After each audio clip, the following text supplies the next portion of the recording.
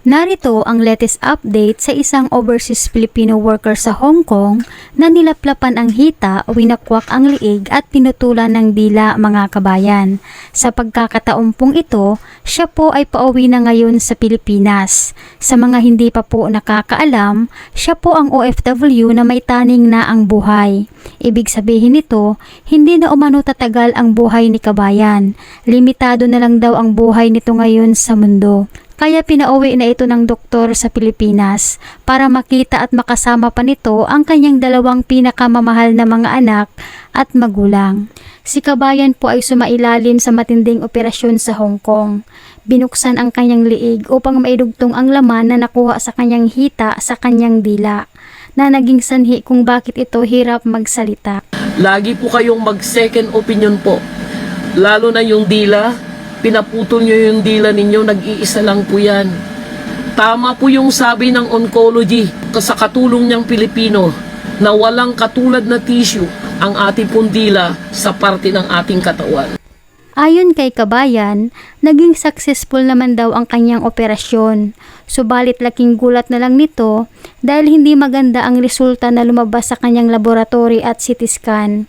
Dahil ayon daw sa kanyang doktor, may tumubong bukol na rin sa kanyang baga.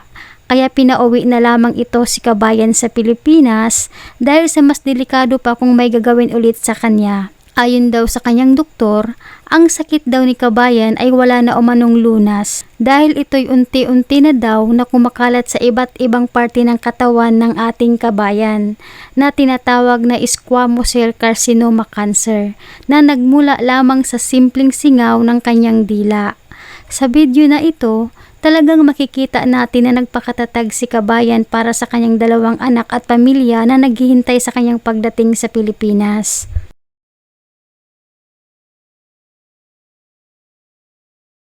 Sa post ni Ayon Rak Jermais, ang boses ng mga loyalista sa Hong Kong, labis itong nagpapasalamat sa lahat ng mga overseas Filipino workers sa buong mundo na nagbigay ng tulong para sa ating kabayan na umabot ng 100,000 pesos ang kanyang nalikom para sa ating kabayan. Makakapagbigay po tayo ng malinis po na 100,000. Napakalaking tulong talaga ngayon ng social media, mga kabayan.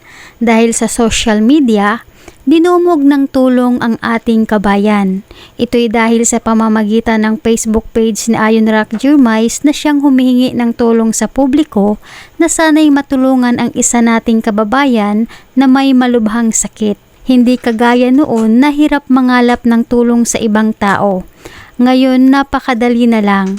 Isa lang itong patunay na marami talaga sa mga tao ang may mabubuting kalooban.